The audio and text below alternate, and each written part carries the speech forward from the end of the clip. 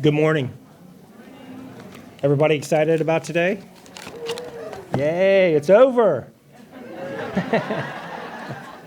No, Hermes and his team have a great ceremony planned for today. I just wanted to share a quick welcome, and we wanted to certainly welcome all of you. It's a great undertaking, and I know Hermes and his team has talked a lot about this group. This is actually our second group that we've had graduate under this program, and I can't count how many times he said that this is the best group. Yeah, the first group was okay, but this group really a lot of stellar people in this group. So kudos to you for that. We started this program again 2 years ago, and really the purpose and the intent was two things. One, we wanted to give you increased leadership skills and opportunities, and we wanted to create a pipeline for the district for our future leaders. And so hopefully as you went through this year program, you got those opportunities to learn about the district, to learn about leadership opportunities, and the ability to increase your own skills and capabilities. So hopefully you received that. I want to thank all of you for all your hard work. I know it can be a challenge working with Hermes. So I appreciate you for sticking in there and your perseverance. I said he has a wonderful program. We've got a great guest speaker that's going to speak to you today about leadership. So again, just welcome. Thank you. Enjoy the day. Today is about you and this great accomplishment. So congratulations. Give yourself a big hand. Thank you. Oh, and I'd like to bring up Hermes Mendez.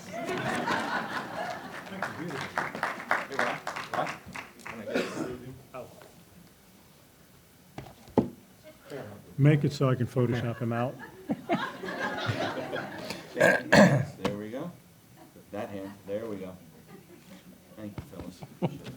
Congratulations. Good Thank job. you. Good morning. Welcome to the graduation service. And before we get started, proceeding on, I want to make sure that I thank Rebecca Herrera and Barbara Seebeck. Rebecca, as you know, puts everything together. I'm just the figurehead. I'm just a robot. She programs me to do whatever. And her and Barbara do a great job in making sure everything's organized and everyone is there. So I want to thank both of them for this. I want to thank Ron and Kathy Pope for their support as leaders of the district, their support for this program, because we would not be able to do this without their support. So it's a big thing. Secondly, as Ron mentioned, the purpose of this program is to improve your skill sets, because we believe that if you decide to stick around and you have improved skill sets, that's better for the district. But it's good for you too. It's better for you as you decide to move on. If you decide to move on to another organization, we expect you to be an even better employee and a better person because of these skills. If you decide to stick around like for 32 years like I have, well, that can't be all bad.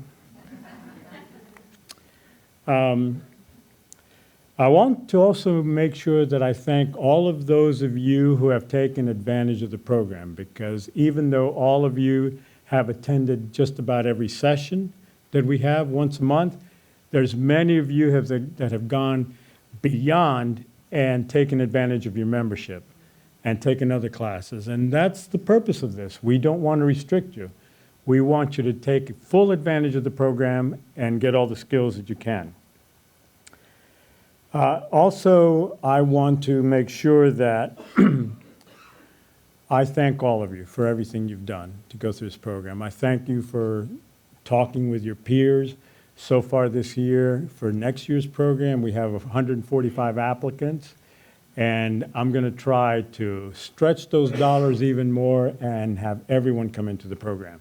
So I just think it's a great opportunity. Also want to make sure that all of you feel free to let me know the pluses and minuses about the program, what you think would be better, if something was changed, what you would like to see more of. And we will be sending out a survey to all of you. It'll be totally anonymous. I'm not going to ask you where you work or anything like that. I'm just going to have a few questions on how to improve the program, what you liked and what you didn't like. If it's something about the hotel we had the sessions on or something like that, we already know those things, and we've worked with the company to try to make sure we get a better venue or the best venues for the program, since we are the largest group in town that does this with the company. So we probably won't be asking you about the room or the hotel, but we'll ask you about content of the program. Okay, secondly, well, not secondly, this is about 5 or 6 things down the line. I want to make sure that you all realize that we were able to get one of the best speakers on leadership around, and we had him fly in from New York for this occasion. So we don't want you to think that, we want you to know that we try to get the best people to come and talk to you. You see the gentleman's bio in the program, Naphtali Hoff. He also provided us with permission to publish one of his articles in one of our prior newsletters this year, the HR Today newsletter. He started off as a classroom teacher. Well, that wasn't how he started life, but this is how he started off in his professional career. Classroom teacher, administration. He's an expert on leadership. He travels all around the world providing leadership seminars. And without any further ado, I'd like to invite Mr. Naphtali Hoff to come and speak to you.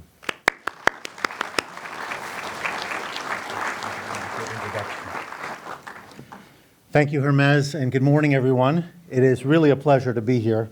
I must tell you, the environment in the room is obviously one of great camaraderie and great friendship, and you can sense that. Sometimes you walk into a place and you kind of feel you're just amongst friends. And I think that the leadership of this program must get the credit, or at least a lot of the credit, for creating that. And so I wanted to thank Hermes and Rebecca and Barbara and anyone involved in allowing me to be here. The fact that Hermes and I share Bronxonian roots only makes that connection deeper. I just found that out this morning. But either way, Mashalou Parkway just for a couple of years and then on to a small island called Manhattan.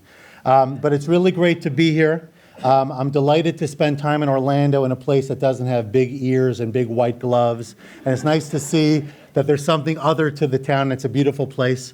And I hope that the next time, if I demonstrate my speaking capacity today, you'll dial up the sunshine for me. Because it was really part of my negotiation. But nonetheless, I'm delighted to be here. And I thank you really for the opportunity. And I want to give you all a lot of credit. I understand that you committed 1 day a month for an entire year, which is a significant commitment. And it sounds like many of you committed even more time in different ways. It takes a lot of work. It takes a lot of persistence. You kind of have to have a mindset of where you're going and a persistence and a willingness to get there. You know, sometimes in life we have this flash of the pan excitement, and you see this program and it seems so wonderful. And in the first session you get great turnout and everybody's so excited. But over time it starts to peter out. And the fact that you made that commitment and you're still here and you're celebrating that today is a testament to everything that you're about. And I think a testament to everything that the district is about. So congratulations to all of you. Now, I was actually in a similar situation about 12 years ago. I had an opportunity. I had already completed a master's program in New York. I had moved to Chicago. I'd met my wife and we relocated there. And there was an opportunity where I could pursue a second master's program. It was a concentrated program, took place primarily in the summers. I didn't really need it necessarily, but it was something that I saw as an opportunity that would enhance my skill set even further. And the individuals who participated, it was a principals group. It was for a master's degree in supervision and administration. Not everybody in the room became a principal, at least not right away. But everybody grew. Everybody learned new skills. And more importantly, perhaps than anything else, you developed a camaraderie with others.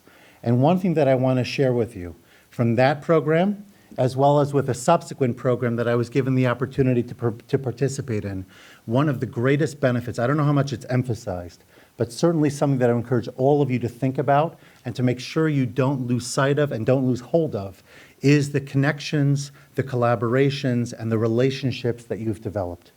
Whether that's by keeping in touch through email, I don't know how many of you see each other on a regular basis. Perhaps you can create coffee clubs or opportunities to get together for a morning here or there, to just brainstorm, to talk about ideas, to touch base with one another, to just see how am I doing, how are you doing, how are we progressing, because that's a tremendous motivator.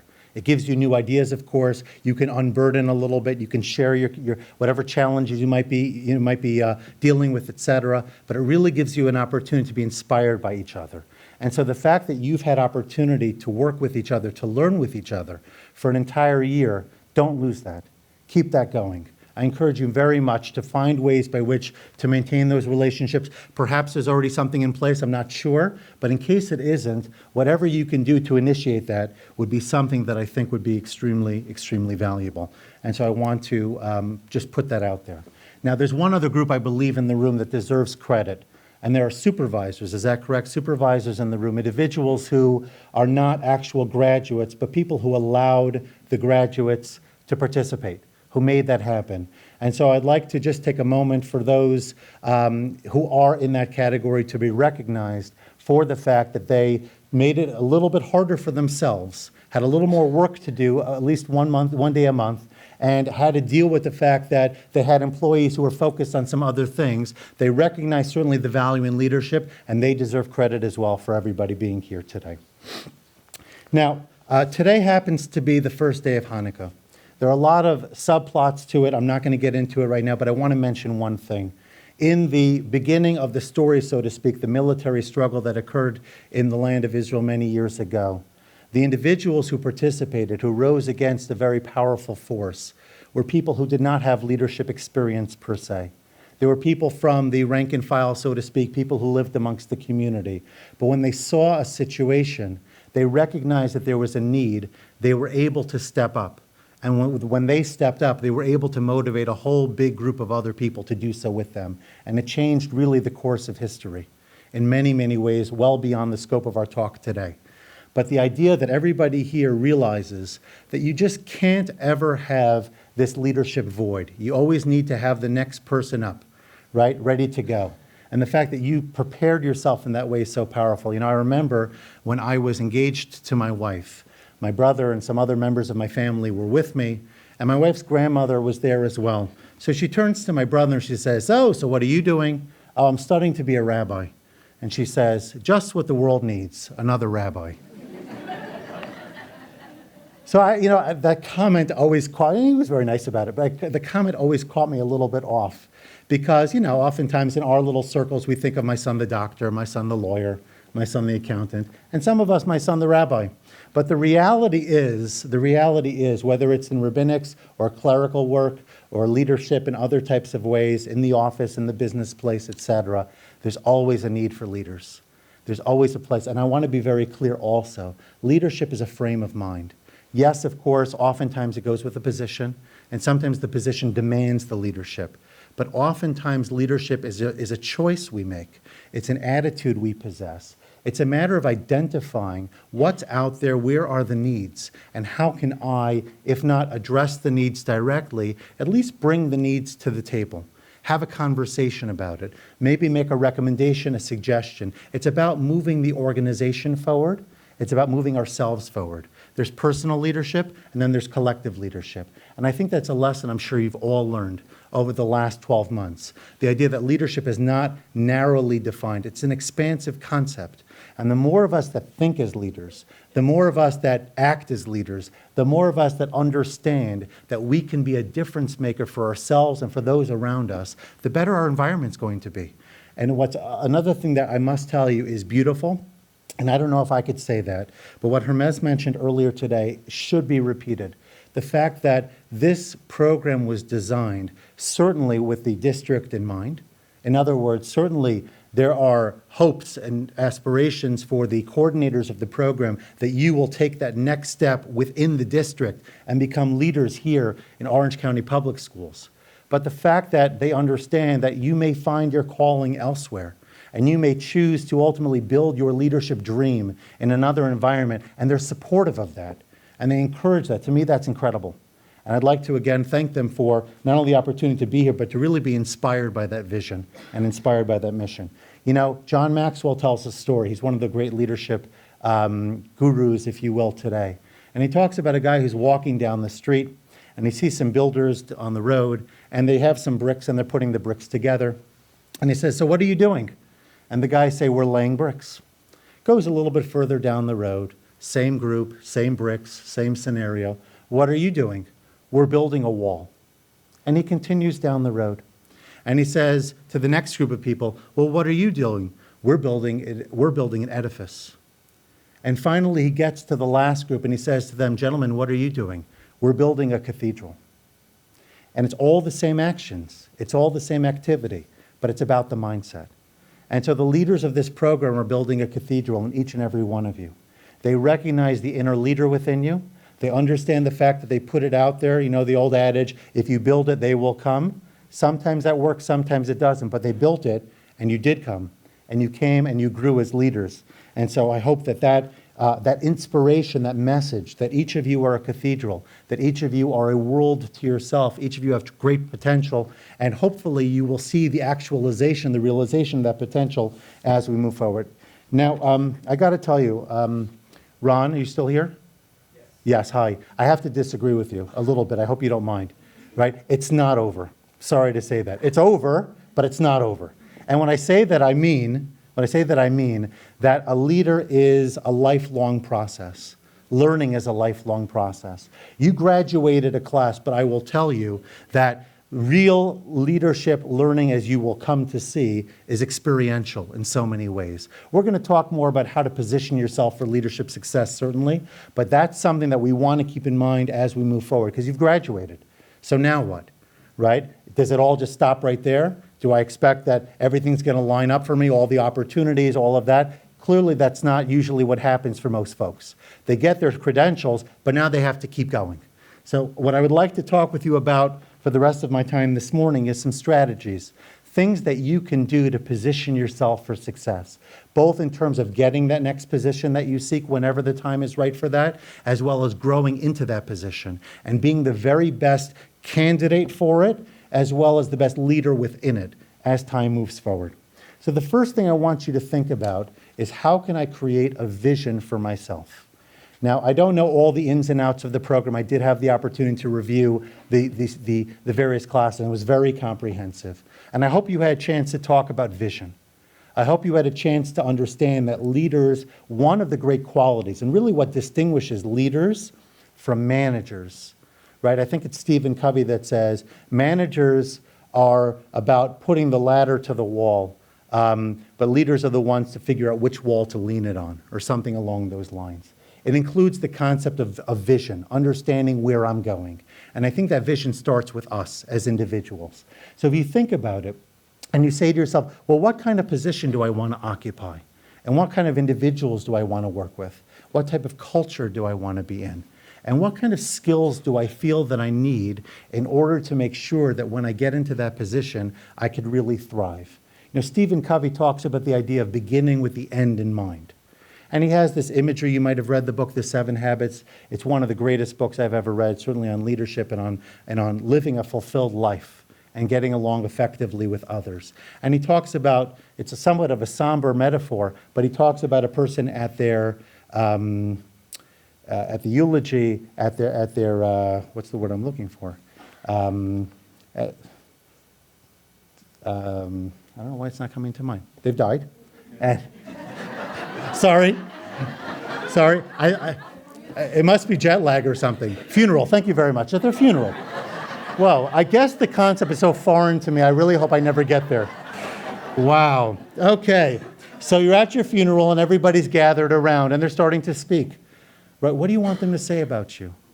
And that idea, I know that that's, again, it's a somber context, but it's a very powerful context. And it really, what it does is it sort of distills at the end of the day all the pettiness of life. And it puts it for what it is. What do you want on your gravestone? What do you want people to be able to say at the end of your life? These were his or her accomplishments. These were his or her talents. These were his or her characteristics and qualities. This is what allowed him or her to make a difference in my life and in the life of so many others. So when we begin our leadership journey, don't think about funerals, but do think about but do think about where you will be at the end. Think about your final graduation ceremony. Think about your retirement party. Think about the opportunity when everybody in your business, when everybody in your organization, where everybody in your life is gathering around to celebrate your career. What do you want them to say about you as a person and as a leader? And what kind of people do you want to be surrounded by? And what type of organization should they represent? And the more that you can develop that vision, the closer you will be, I think, to getting to what's really meaningful to you. Because sometimes when you go out there, you're so eager to land that first opportunity, it may not necessarily be aligned with those values. And then you have to make a decision. It doesn't mean it's necessarily the wrong opportunity for you, but you have to think about it and decide, does this position me really for the next step that I want to have for myself? And to the degree that I need to grow, to the degree that I need to become a better person, a better leader, a better problem solver, what can I already do today that's going to put me on the path to getting there? And of course, there's no replacement for experience. A lot of that just comes with being on the job. But the more that you can do, and I would encourage you to read biographies. I would encourage you to go online. Find stories of people, the rags to riches, the individuals who probably held positions very similar to what everybody in this room in one form or another hold or held previously. Positions that don't seem to necessarily speak to the great leadership out there. But at the same time, there are so many individuals, we'll mention a couple of them a little bit later, that followed that exact path and are great leaders today. Brian Tracy, also a great leader, talks about all successful people, men and women, are big dreamers. They imagine what their future can be, ideal in every respect. And then they work every day towards that distant vision, that goal, or that purpose. So that's what having a vision and being vision-oriented is all about. Now, once you have your dream, once you know what you're thinking about, I would encourage you to start to set some SMART goals. I don't know if you encounter that while you were learning, but SMART stands for specific, measurable, achievable, relevant, and time-bound. And there's some other versions of that. But basically, it takes the vision and makes it practical. It puts you into gear. There's a story of an individual who was trying to save Jews in the Holocaust. And these individuals were living in, I think, Hungary or some other countries towards the end of the war. The Nazis at that point were desperate. They were looking for more funding. They wanted more trucks and more other things to support their war effort. And so they were willing to negotiate. And for every $100, a person was able to be saved. So this person was going around New York City and other areas trying to collect money in order to ensure that as many lives that could be saved as possible would in fact be saved. So he goes into this cleaner's shop and he says to the owner, listen, for every $100, now $100 70 years ago was a lot more money, but nonetheless, for every $100 that I save, it's another life. Think about the potential over here. Won't you make a contribution? So the man says, you know what? Look over there. You see the cash register? Go to the register, open it up, and take whatever you want. So the guy said, that's very beautiful. I really appreciate your generosity. But I got to tell you, I got a question for you. The register is there. I'm here. You're there. We're both equidistant from the register. This is your store. Why are you sending me to your register? It doesn't make any sense. And the man said something that's very powerful that I think all of us can learn from. He said, because if I have to go to the register, in the 20 steps that it will take for me to get from here to there, some of my enthusiasm might wane, and I may make a lesser contribution. And so therefore, I want you to go because your enthusiasm will not wane. Take as much as you need. And that, I think, is a very powerful lesson for all of us. As we walk out from here today, we want to have that vision. It might take a little time to develop. You don't have to do it by 10 o'clock. But you definitely do want to develop the vision, and then you want to act upon the vision. And whatever those next steps might be for you, of course, they have to be specific. You have to be able to measure them, and they have to be achievable. And you want to attach a time frame to it so that you can hold yourself accountable. And when I mentioned before that you should be developing strong ongoing networks with each other, that's a great use of that network where you can hold each other accountable. What goals have you set? And what goals have you set? And when can we get together to revisit to determine if we're on the right path or not? So that's the next thing that I would encourage you to do. Develop the vision, set the goals that you need in order to get there. Will Rogers once wrote, "Even if you are on the right track, you'll get run over if you just sit there." Think about that one for a second. So don't just sit there, do something. Now, I would like to encourage you, not just because of the sponsors of the program, because I oftentimes think that the grass is greener on the other side. But I would encourage you to look for internal opportunities first. And I'll tell you a little parable that is told in the Jewish tradition that might be useful to you. There's a story of a man named Jacob, not the biblical Jacob, but somebody, let's say about 200 years ago, very, very poor, lives somewhere in Europe, has a very small home, big family, can barely feed them, and he's suffering every day. He doesn't know how he's going to make ends meet. And so he has this dream. And the dream says that under the king's palace, under the king's castle, is a huge fortune. Go to the palace to such and such a spot and dig over there, and you will find a treasure. You'll be set for life. And he blows it off. He says, "What is it? This is ridiculous. I'm not going to go over to the king's palace and start digging." And he leaves it alone. And he has the dream again. And he has it a third time. At this point, he thinks it's serious. So he tells his wife, "Honey, I'll be gone for a couple of weeks. I'm going off to the king's castle. I'm going to bring a couple of shovels with me. Hopefully, I'll be back with good news." And he sets off. And he goes to the castle, and he gets there, and he starts digging underneath, near the foundation where he was told that the treasure was. And one of the guards comes running up to him. "Halt! What are you doing here? You can't be digging around the king's castle." And so Jacob felt he had no choice, and he starts to tell the soldier what exactly prompted him to come here and to start digging. And the soldier says, "Oh, that is so funny, because just the other night I had a dream that in the backyard of some Jew named Jacob was a treasure." And, I dismissed it. I think the whole thing is crazy. I'm going to go find some Jew named Jacob and start digging under his tree in the backyard. There's no way. And Jacob smiles and he says, "Thank you very much," takes his shovels, and he heads home. And lo and behold, he goes digging in the backyard, and there is his treasure. Now, I don't know if this story ever happened, but the idea behind it is that so often we think that our opportunities and our future are somewhere out there. And they very well may be. It's a great big world. And the likelihood, the statistics say that there are more possibilities somewhere beyond than they are in my proverbial few feet around me. But always see what the opportunities are where you are. If nothing else, you can start to use your current work environment to help develop your leadership skills. So start to be a difference maker at work.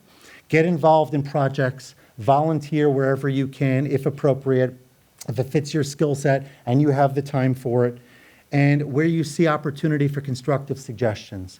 All these kinds of things already start to get you to think like a leader. As we'll see, being a leader, and we talked about this already, is about being possessing a different mindset. So I mentioned to you before, there's some individuals who started really at the bottom rung of the corporate ladder, and they grew to some great things. Number one, we have a woman by the name of Mary Barra, who now is the CEO of GM. She started at the age of 18 at the very bottom of the corporate ladder. She enrolled in an engineering college sponsored by General Motors. She spent half a year there inspecting parts at a Pontiac plant, worked her way up the ladder with smart decision-making and a willingness to give the company everything she had. And in 2013, all of that dedication was rewarded with her being the very first female to ever occupy the position of CEO of General Motors. And there's somebody you probably know even more, whether you're Republican or Democrat, Carly Fiorina, who's running for Republican candidacy for president. She also started as a secretary within Hewlett-Packard, and eventually she also rose to the position of CEO. And so we see that if you have a dream, if you have the right skills, if you pursue your goals and you're tenacious, and you put yourself out there in a way that people can recognize the wonderful gifts that you possess, you can grow into the very highest positions that this country and really the world have to offer. Now, if you have other skills, you might be a great writer. I would encourage you to get on some blogs and to guest post, maybe even create your own website and have a blog on your website or start a WordPress blog. I think those could be extremely powerful. Not only do they create opportunities to engage with each other, it forces you to learn. You know, one of the greatest things they say about workplaces today is that they should be learning environments. It should always be in a situation where people are learning more and more. But the reality is the best workplaces are teaching environments, meaning to say it's not good enough that we bring speakers in. That's wonderful. But that we have the individuals within our institution organization, they become the teachers. They have responsibility to learn. They have responsibility to give that learning over to others. That's what really creates that next level of learning within an organization. So if there are opportunities either within or for you to perhaps become a speaker somewhere, go to, I don't know, a Rotary Club, go somewhere where you can make some type of contribution through your thoughts, through your ideas, through your values, you're going to find that it helps you as well as helping those around you. Now, we have a gift today. It's called Web 2.0, and specifically, we can call it social media. Now, social media in the, here I am, notice me type of thing is not what I'm focusing on right now. There's this old adage that says if a tree falls in the forest and you didn't hear it, did it make a sound? You're something like that. So my joke is, if I went somewhere and I didn't post a selfie on Twitter, did it really happen?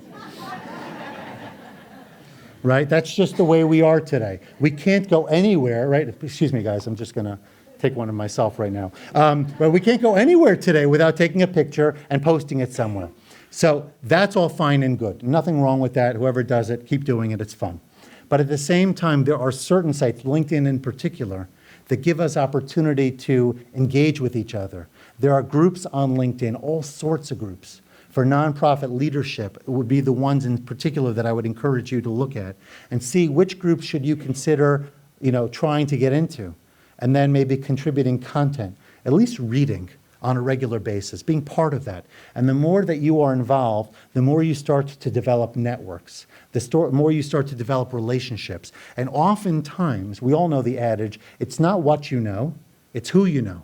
Now, of course, it's also what you know, right? You can't hide that forever. But a lot of getting in the right place with the right people to show them actually what you know is based on who you know. So the more that you can do online, but even more powerfully if possible, in person.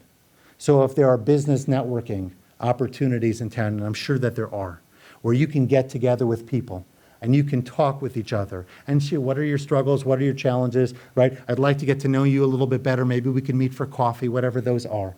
When I transitioned from school leadership to the coaching work that I do now, I worked very hard on creating all of those structural components, developing a website and going online, having a social media presence, which I really didn't have much of before, and really starting to get to know people. And by doing that on a regular basis, all of a sudden people think of you when they have a position, when they have an opportunity, and even if it's a voluntary opportunity initially, right? Eventually those lead into paid engagements also. So I'd encourage you to think about all of that because those could be very helpful to you. Now, Gandhi once said, I suppose leadership at one time meant muscles, but today it means getting along with people. And so I would encourage you as you think about being a leader to think about your interactions with others. What do people typically think about you as a person and as a team member? John Maxwell says leadership is all about influence, nothing more and nothing less. So how can you develop these ideas? How can you share these ideas? And how can you influence people by your word and by your deed? And sometimes the greatest influencers are people that are not big talkers. Maybe it's through servant leadership. But they have a way by which to make sure that everybody around them feels validated and valued, and at the same time that they know the direction that we're going in and how to optimize those talents and skills in order to allow them to get there. Now, I have some bad news for everybody here, and that is that usually, being a leader means you have to work even harder. That's the truth. The buck's going to stop with you. And getting that mindset from the beginning, realizing that you're the one that opens up the shop in the morning, maybe not literally, and you're the one that closes it at night. You're the one who people will turn to when there are challenges, and they will, because that's just the way it is. That is part of leadership too. I would encourage you to embrace that. I note there are leaders who sometimes resent that. And you have to, of course, create the right boundaries and know how to be accessible at different times. But I would encourage you to realize that you're getting into something great. But with that comes with the territory, the idea to be responsible. So Mark Twain once said, do something every day. I think this is great advice for all of us. Do something every day that you don't want to do. This is the golden rule for acquiring the habit of doing your duty without pain. Now, exactly what that looks like, something that you don't want to do, I don't have a great example for you at the moment, but you get the idea. The point is, not everything about life and not everything about our job is all wonderful, glorious, and rosy. And some of the most successful people out there, whether that's Mark Cuban, whether that's Bill Gates, these are people that never took vacation when they were starting out. They had a vision, they had a dream, they worked extremely hard, but they got there. And now they probably could take as much vacation as they want. So that's one of the beauties. Okay? We talked about this before, but I'm going to mention it again. Keep learning. Don't stop. But first of all, you can't stop because the world around us keeps changing. Keeps changing. You can't possibly just say, well, back in 2015, I completed a course on leadership. Well, how is that relevant in 2016? I mean, that was so last year. I mean, my gosh, that was like 12 iPods ago. iPads or whatever it is. Okay? I mean, what? That's right. So everything in the world is that way. Communication is that way. Relationships are that way. All different types of things that we engage in are constantly changing. And the constant of our world is change. And therefore, if you think about it, we all need to stay ahead of the curve. So whether that be, I don't know if the district necessarily, I don't know if they'd be open to it, of offering continued education, or whether that means you have to go out on your own and find it. All of those things are things to think about because at the end, no program, no matter how great it is, it could be with the most wonderful presenters in the world, no program is going to fully prepare you for your particular circumstance. It's no way in the world that it could happen, just can't. And so you're going to go into a unique situation. You're going to have to apply everything that you learned. You're going to bring your own personality to the table, and you're going to have dynamics of individuals that nobody could have predicted, and this is who you're dealing with. So you have to be able to continue to learn and to grow in order to make sure that you are meeting those needs. I would also encourage you, sometimes we think, I got my degree. I'm not really invested any longer in my current position. I'm thinking all about the future. That could be one of the biggest mistakes that we make. You don't want to be in a situation where your current supervisor, where others around you start to think that you're no longer invested the way that you were because you already have your mind elsewhere. The best thing you could do for yourself is to continue to do the best job in your current job every single day. Now, recognizing, of course, that sometimes you have to go out for a job interview, sometimes you have to be able to, work on your resume, whatever those might look like. The more you could do that on your own time, the better it's going to be. Because let everybody who's a referral be your very best referral. And by the way, most bosses, if they or people who are looking to fill positions, if they know what they're doing, they're not just going to use your referrals or your references. They're going to be looking to see who else do they know that knows you. And they want to get as round and wide because they know the people you put on your resume all are going to say glorious things about you, as well they probably should. But they want to find out the full picture. And so the more that everybody around you is thinking, wow, what a great person, consistent, continues to perform, outperform, all of that, that's going to help as well. Now, this one I'm not going to say because of what I do professionally, but I am going to say it because of what I used to do professionally. And I would encourage you to get a coach, or at least to think about getting a coach. A coach is somebody who is available to you, who you can confide in, who you can begin to brainstorm. We talked about before setting goals and things like this. When you transition into leadership positions, that could be one of the most difficult and loneliest times. It's a beautiful time, it's a great time, but at the same time, it can have those other feelings attached to it as well, because you're no longer just one of the team. Now, all of a sudden, you're on top of the totem pole, so to speak. And so therefore, people are looking at you differently and your responsibilities are different. And you want somebody that you could talk to. You want somebody that you could bounce ideas off of, someone who's going to hold you accountable. And if it's not a coach, let it at least be a mentor. Somebody who you feel could be that experience for you. and look out for those people. They may or may not exist within your organization. You may have to find them outside of the organization. But look out for such people. They're worth every penny. I'm telling you, it's worth it. Now, the last point that I wanted to make is that we all have to realize that as much as we're motivated today, and you should be, and I want to continue to stress, you guys did an awesome job, and you have every right to celebrate your day today. But the reality is that setbacks are inevitable. And we're going to have those moments where we feel to ourselves, am I really making the progress that I thought I was making, participating in the program, et cetera?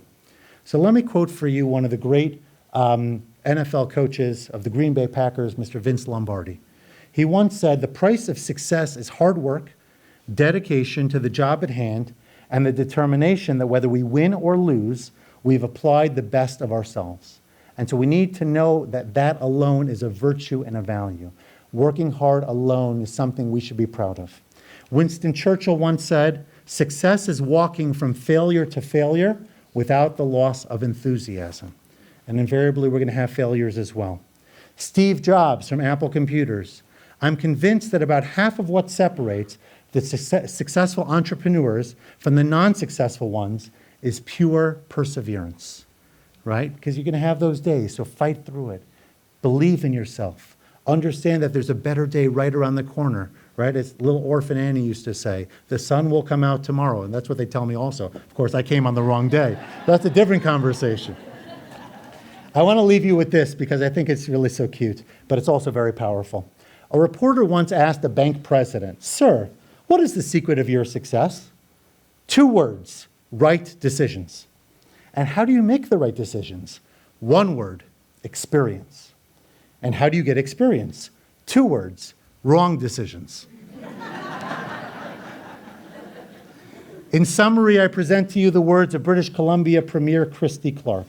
She said the following, what differentiates successful people is their ability to spot their luck, pull it out of the air around them, and turn it into something through tenacity, hard work, persistence, through a deep sense of self-belief and confidence, through a willingness to fight for what they believe in and what they know that they can do, despite the fact that people all around them may be telling them that they have no chance of success. That is what differentiates the men and women who are honored, in her case, as business laureates, from those of us that aren't.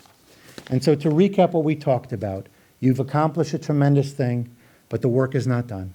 Develop the vision of what you want to be, set goals to help you get there, build your network, establish the camaraderie, keep that relationship going, don't lose sight of it. It could be the most powerful, even maybe more than all of the skills you picked up along the way, is that peer support and that peer relationship that you were able to develop. Keep that going, make sure not to lose it. And as you move forward, try to work internally, identify opportunities there, as well as look beyond. Identify what are the skills you still need in order to get to where you want to be, and realize that it may not happen overnight. It may not happen even for a few years' time, but at some point it will happen. And those of you in this room that are persistent in the pursuit of your dream, that realize that I have a vision and I know that I'm going to get there, and with the help of my friends and my family and my coworkers, and really with my inner drive, I will succeed. But recognizing as well that every day that you pursue your dream, every day that you're a better person as a result of it, every day that you make a better contribution in the workplace, you're also a leader, and you're also making a difference. So while the vision may be out there, you're enjoying the benefits of the program today and tomorrow and the next day. And hopefully all of us will continue to grow as people and as leaders. And again, thank you all for inviting me to be here with you today, and I wish you all much continued success.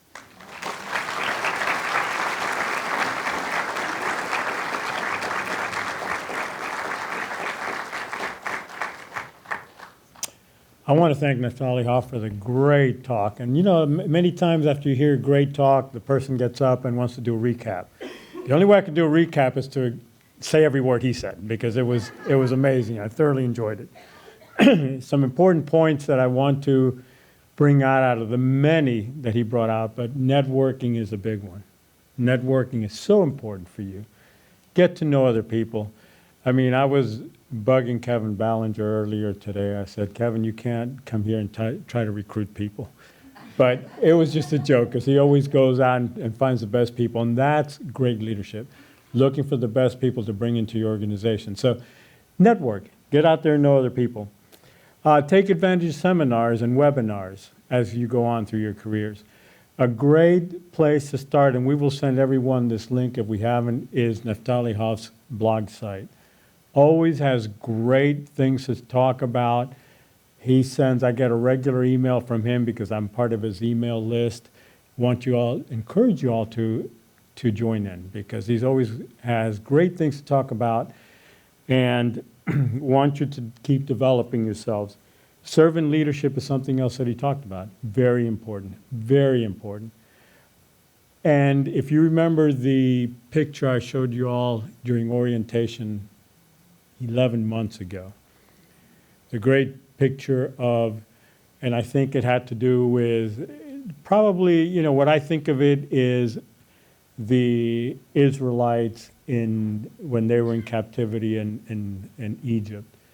And how you had one that was a boss, and he had the whip, and he was sitting on top of the load and making everyone pull it. And then the second picture was the leader, where he was in front helping the workers pull the load. So I want you all to be those leaders, where you're not cracking the whip, making everybody work, but you're there pulling the load along with everybody else. That's very important. Another point was continuous learning. That is so important. And you all got into this program because I saw in you, when we reviewed your application, that you were always continuously trying to improve yourself. I had several people apply that had been at the same job for 20 years, hadn't done anything for 40 years, and didn't have any vision of doing anything else. I wanted to make sure that the district invested its limited funds in people that had a vision for improving themselves and helping others and how they could help themselves but help others. So, and the other thing, last thing I wanted to mention, because in part of his talk it came up, the Holocaust and everything, the importance of today's date, December 7. And to keep in mind as you go through the date, the sacrifices that the greatest generation made in keeping our freedom. Very important. So I want you to keep that in mind. And Naphtali won't be able to stay with us. He's got another appointment, and then he has to fly back to the cold. I think the sun is out in New York. It's not so bad. Oh, 50s is not so bad. We'll check with you in February, see how it's going. I expected to be invited back by then. Because growing up in the Bronx as a kid, I remember many a time going out of our apartment building with my parents to get in the car, and the car was totally socked in the snow. Couldn't get it out. So luckily, I haven't had to suffer that here in Florida. So it's a good thing. So he won't be able to stick around for the handing out the diplomas, but we want to wish him the best and want to thank him for everything he did. Let's give him another round of applause, please. Thank you.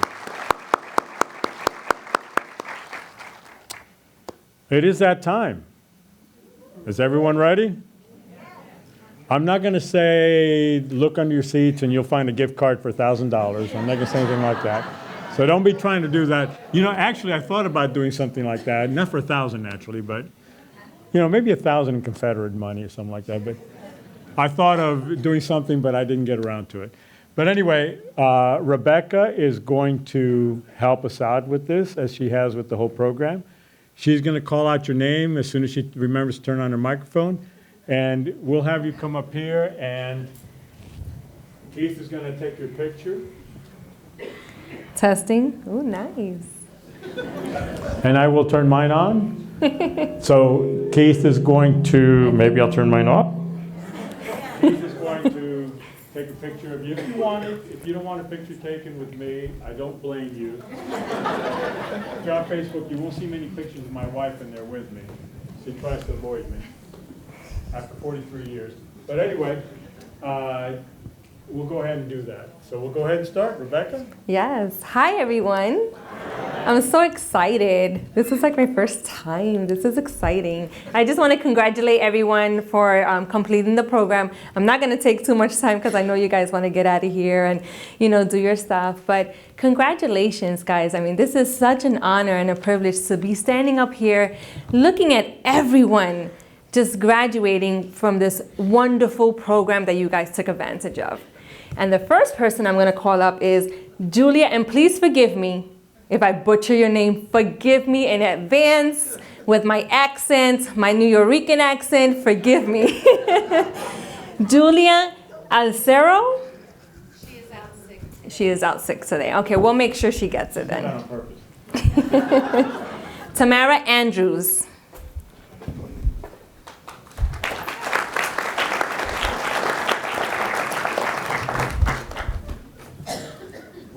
LaShonda Austin.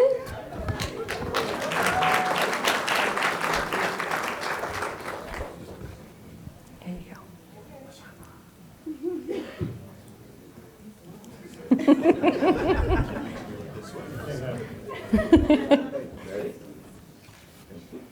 Evelyn Baldin, sorry.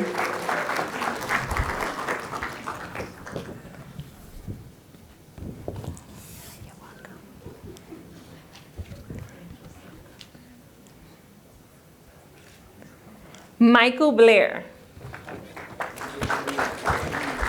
Is he in today? Oh, he had to leave. Okay, we'll make sure he gets it then. Or maybe not. Marilyn Benzil Justy?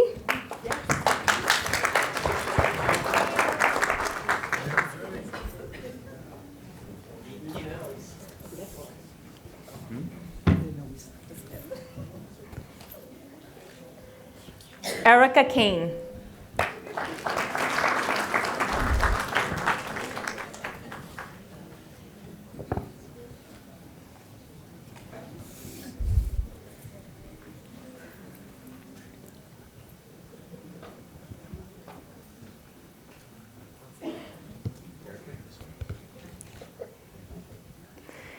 Josiah Kalexti.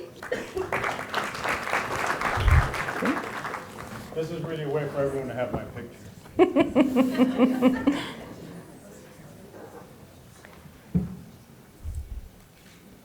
Carlos Cardona.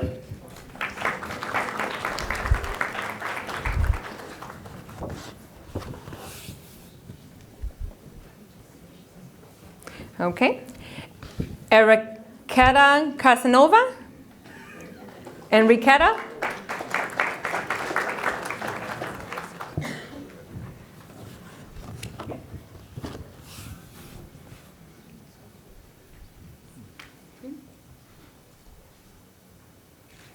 Christopher Castellanos.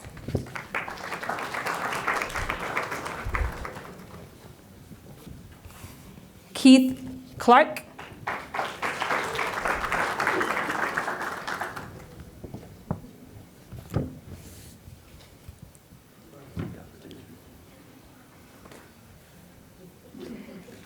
Eric Close.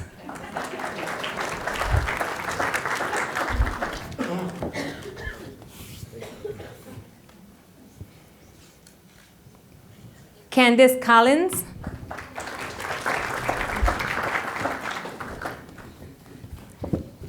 Okay, moving along. Laurie Cook.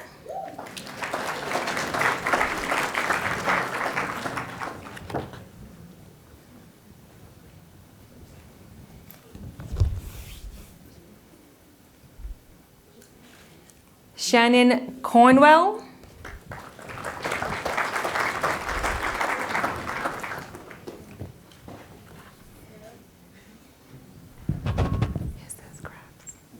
Angela Krabs.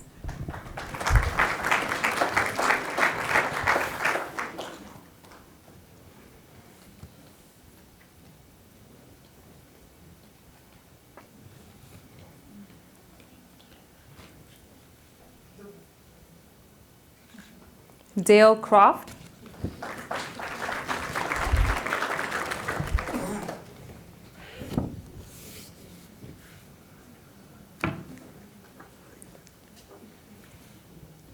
Derek David.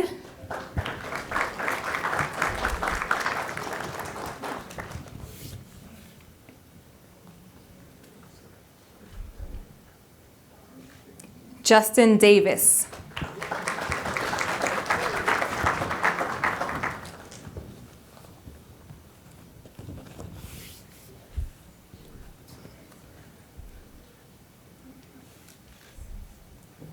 Melody Davis.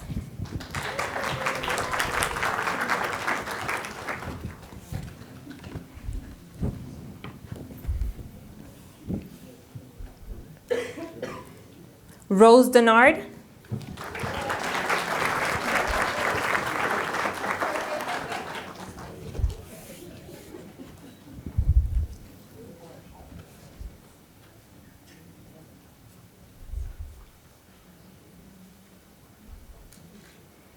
Karen Eid.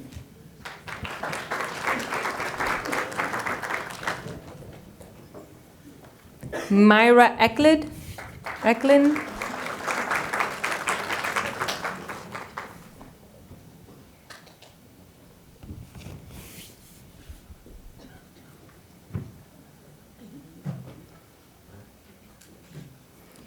John Editon.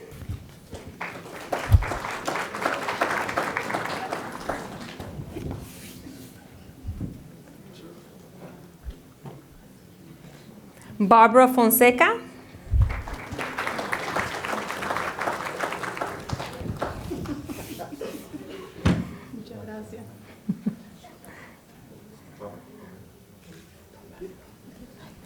Doc Ford.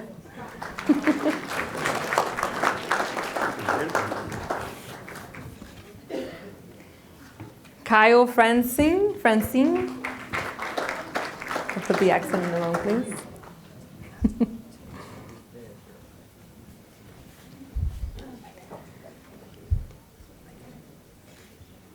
Luis Gamera Rosado, sorry.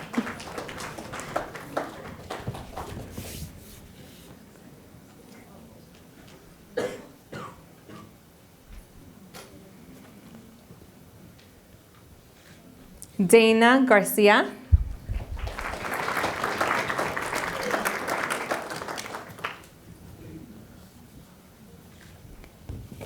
Carol Gay.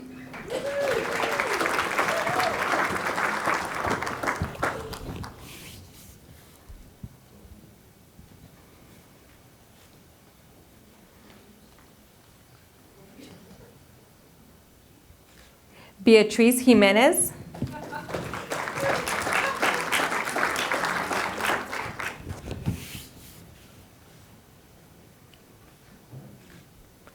Lakita Glenn.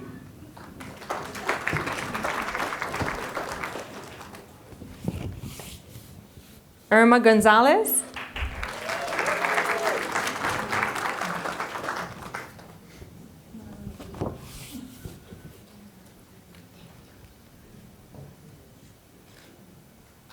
Vera Gordon.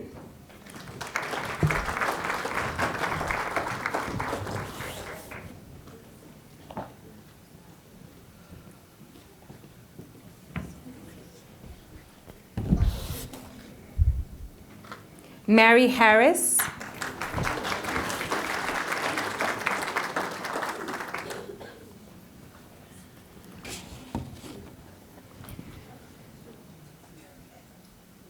Robert Haskins.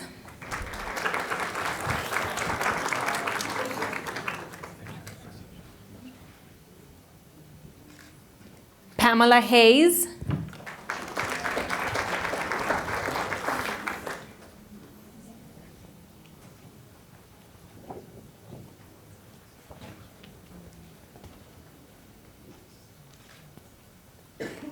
Joyce Henderson.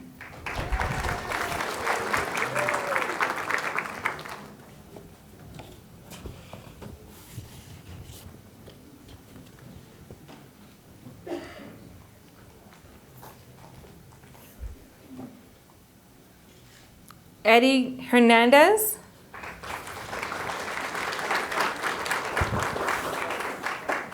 Marlon Holloway.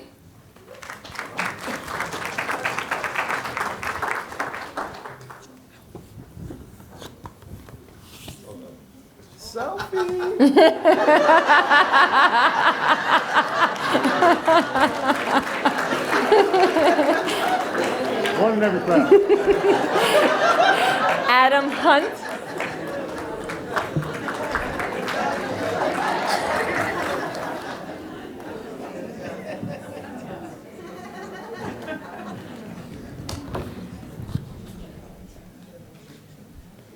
Viawadi Hangman Mahan.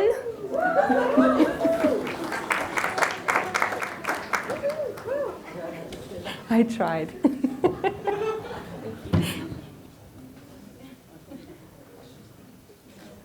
Angela Johnson.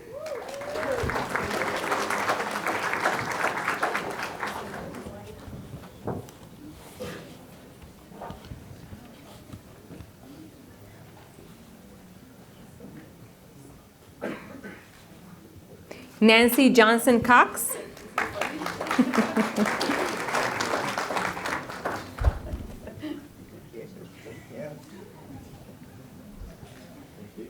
Sean Khan.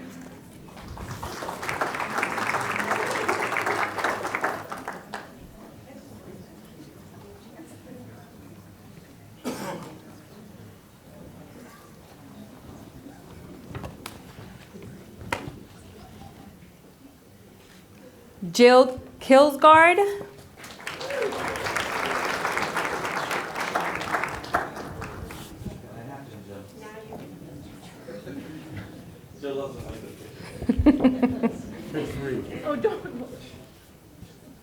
Thank you. Jason Lane.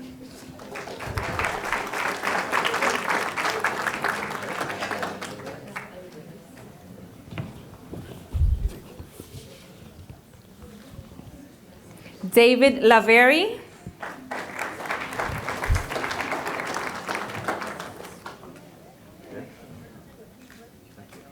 Jill Lechinsky.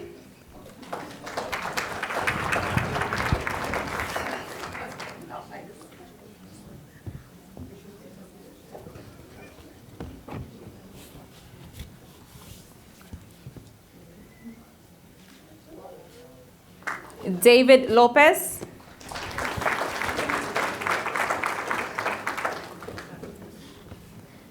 Judy Lopez.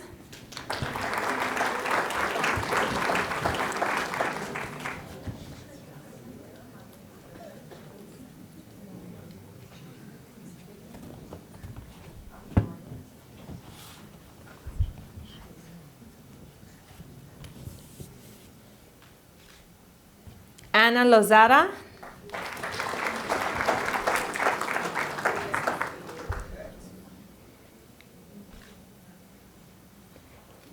Kendall Luchimi Proceed. Proceed? Prasad? Prasad? I told you to forgive me in advance. Jasenia Mercado Ayala.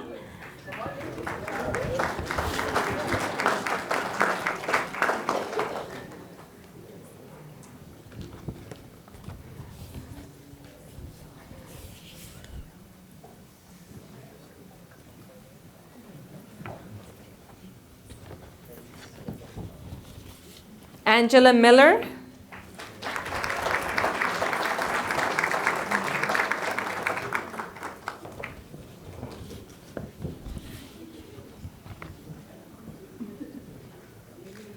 Mary Miller.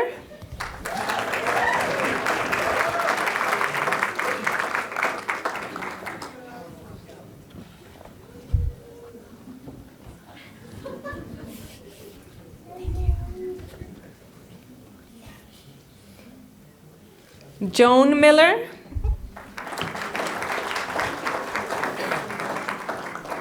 Tamika Moore.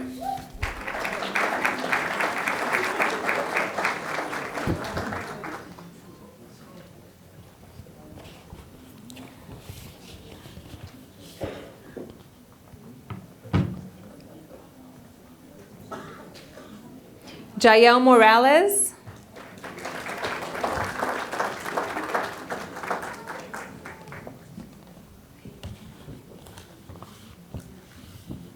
Elizabeth Morales Carrero.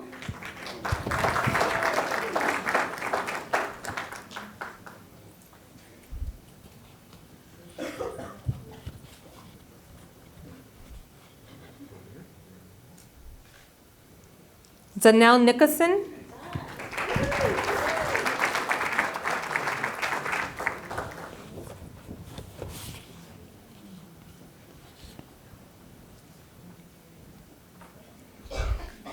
Ruth Orozco.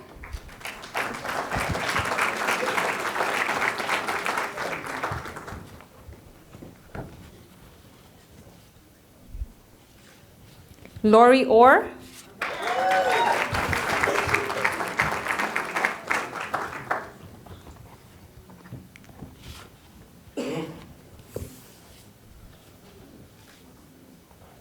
Ada Ortiz.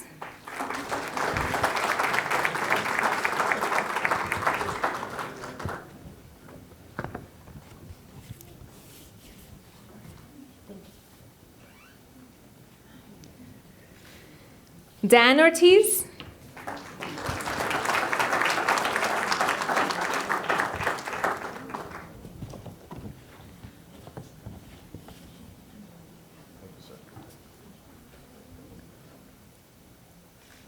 Robin Paulson.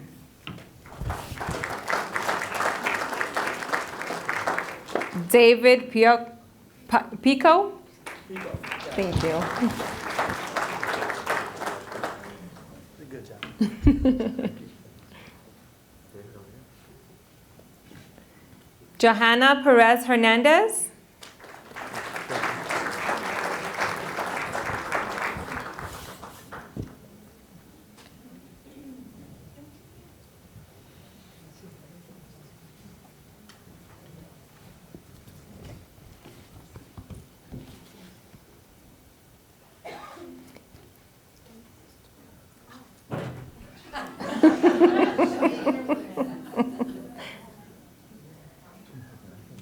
Linda Pizarro.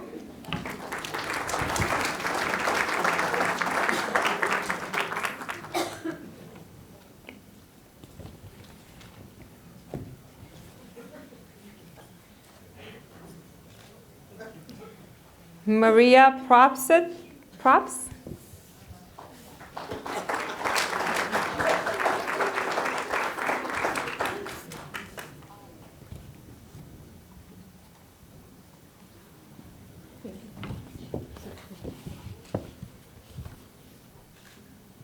Marcos Ramos.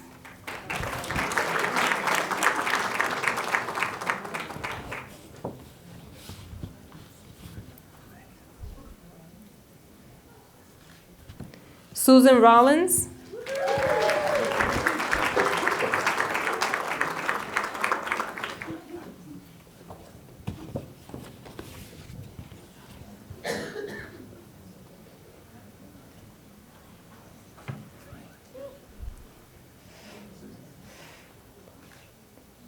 Dorsey Redhead.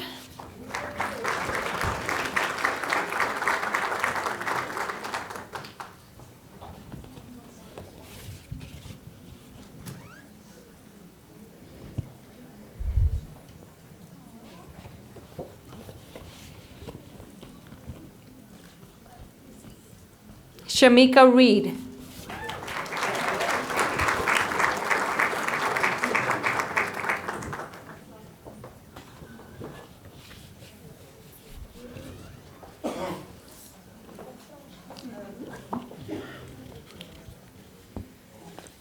Sandra Reeves.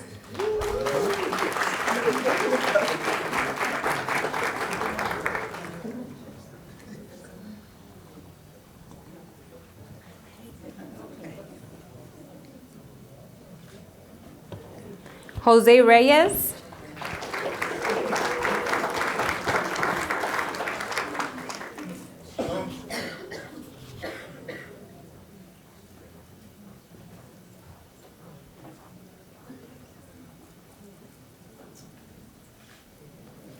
Virginia Reyes.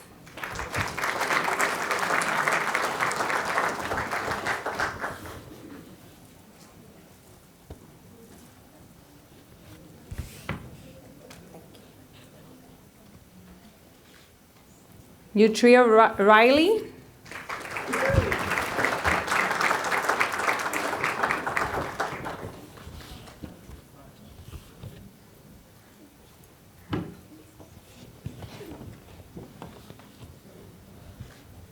Yvette Rivera.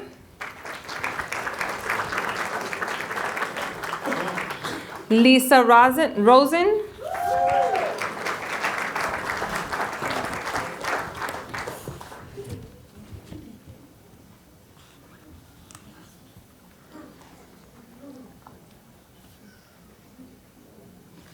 Angela Roselle.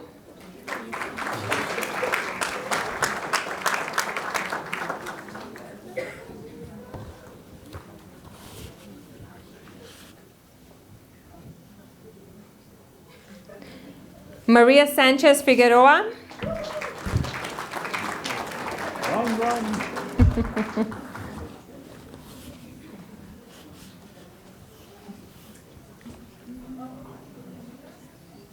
Leslie Scalzo.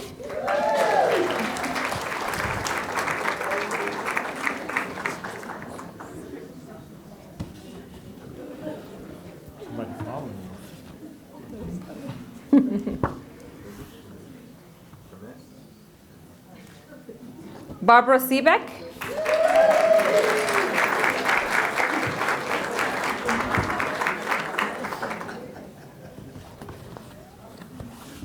Barbara gets to graduate every year.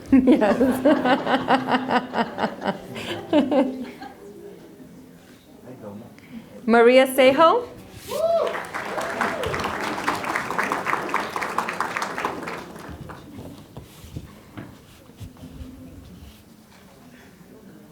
Elizabeth Silva.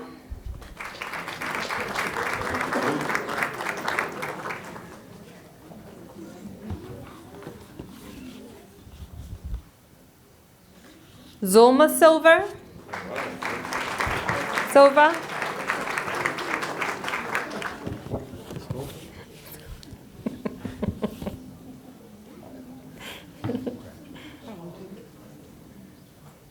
Michael Smith. Okay, messed that one up.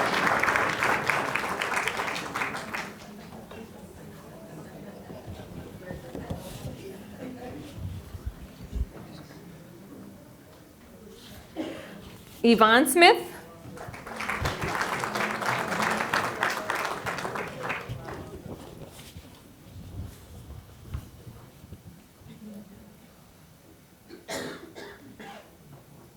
Marcus Tunton.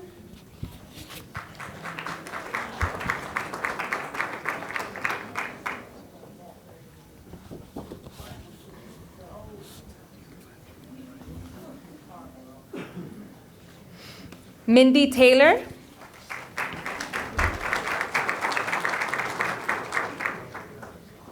Morgan Thomas.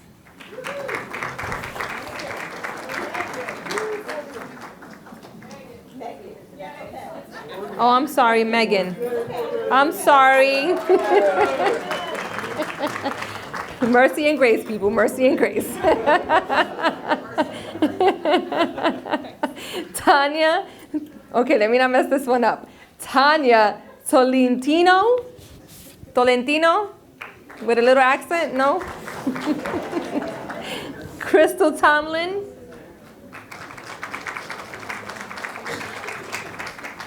Oh, sorry.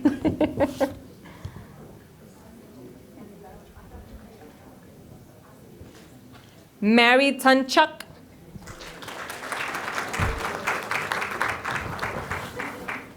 Pilar Torres.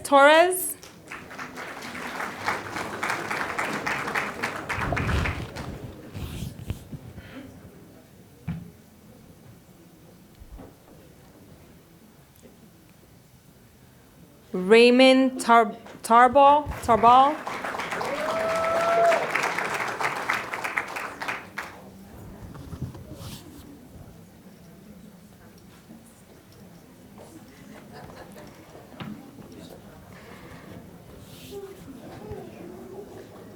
Cindy Valentine.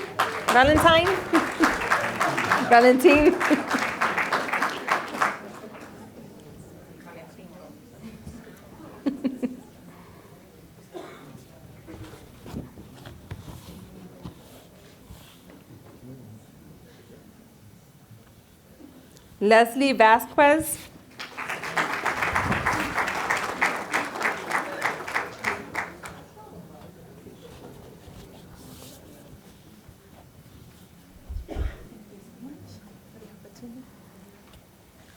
Olga Vasquez.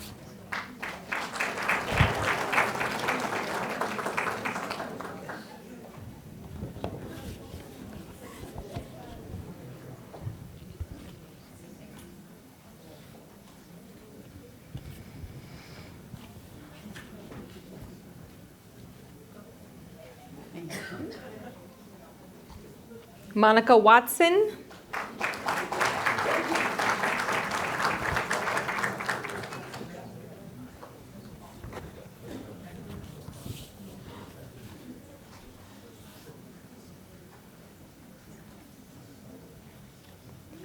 Judith Weber.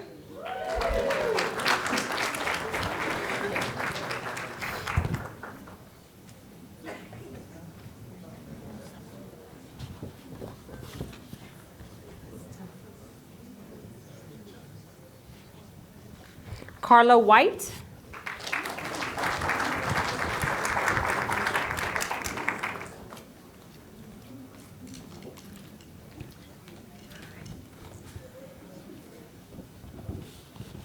Kendrick White.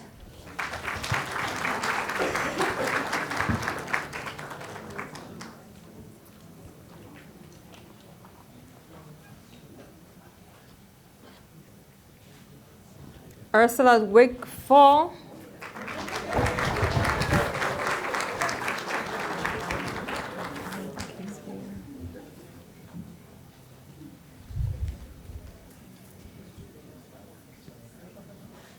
Alvin Williams. Trisha Williams.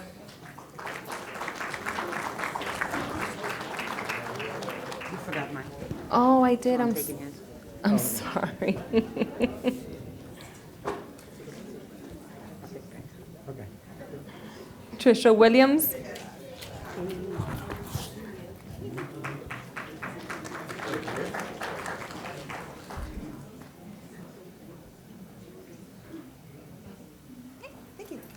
Cody Woody.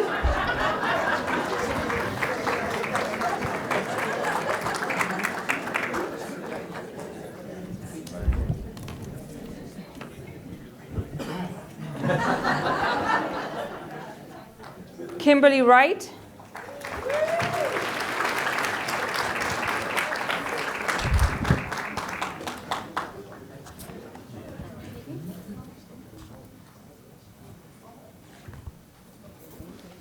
Sandra Irisari. I think she's here.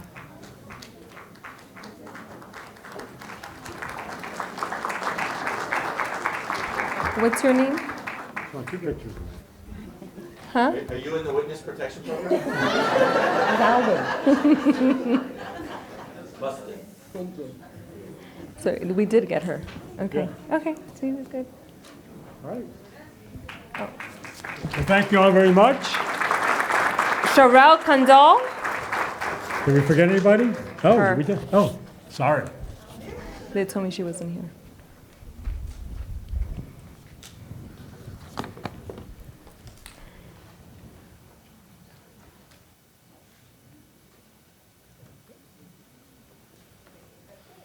That's it?